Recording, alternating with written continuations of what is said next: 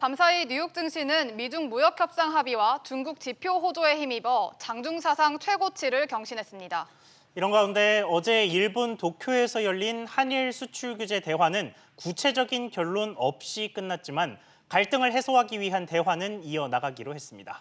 밤사이 국제 소식들 취재 기자와 함께 자세히 짚어보겠습니다. 장가희 기자 나왔습니다.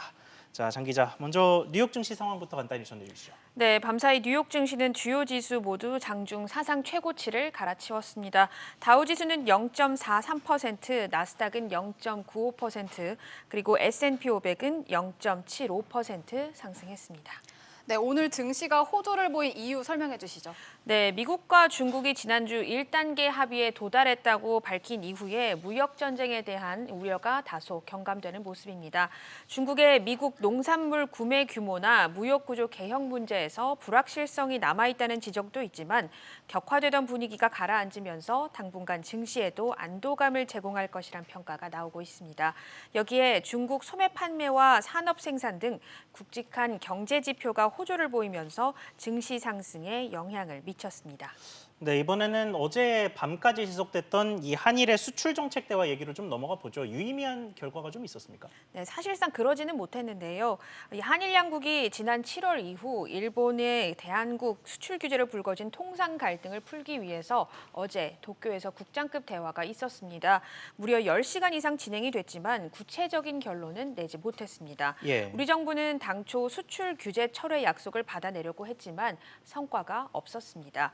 우리 측은 일본이 반도체 수출 규제 강화 조치를 발표한 올해 7월 1일 이전의 상황으로 돌아가야 한다고 주장을 했는데요. 이에 대해서 일본 측 대표는 지금 시점에서는 규제 해제 가능성을 말할 수는 없다. 대화를 거듭해가면서 판단하는 것 아니겠느냐라며 확답을 피하는 모습이었습니다. 뚜렷한 성과를 내놓지는 못했지만 향후 소통의 물꼬를 텄다. 이 정도가 성과로 보입니다. 예. 한일 양국은 제8차 수출 관리 정책 대화를 가까운 시일 내에 서울에서 개최하기로 했습니다. 네, 또 한편 어제 스티븐 비건 미 국무부 대북정책 특별대표가 한국을 찾았습니다. 북한의 압박이 갈수록 커지고 있는 가운데 비건 대표가 북한에 강력한 러브콜을 보냈다고요. 맞습니다. 김정은 북한 국무위원장이 연말까지 정한 시한을 보름 남긴 상황에서 미국이 북한에 깜짝 회동을 제안을 했습니다. 비건 대표의 말을 직접 들어보시겠습니다. It is time for us to do our jobs. Let's get this done.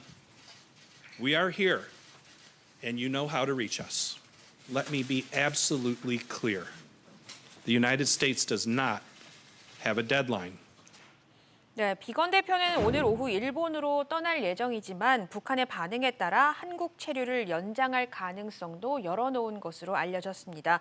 하지만 북한이 원하는 것은 제재 완화 조치나 체제 보장 확약이기 때문에 미국의 제의에 북한이 긍정적으로 반응할 가능성은 적다는 분석도 함께 나오고 있습니다. 네, 북미 관계에 이어서 한미 관계도 좀 짚어보죠. 이 한미 방위비 분담금 협상이 또 진행이 된다고요. 네, 내년도 한미 방위비 분담금 규모를 정하기 위한 5차 회의가 오늘 서울에서 열리게 됩니다. 정은보 방위비 분담 협상 대사와 제임스 드하트 미 국무부 방위비 분담 협상 대표가 각각 수석 대표로 협상을 이끌 예정입니다. 미국은 50억 달러, 그러니까 우리 돈으로 약 6조 원에 달하는 분담금 총액 증액을 목표로 하고 있어서 우리 측과 타결의 난항을 겪고 있는데요.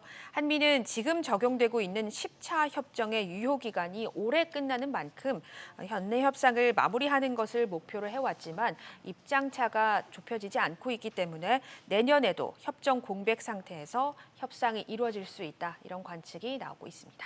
네, 장 기자 이야기 잘 들었습니다.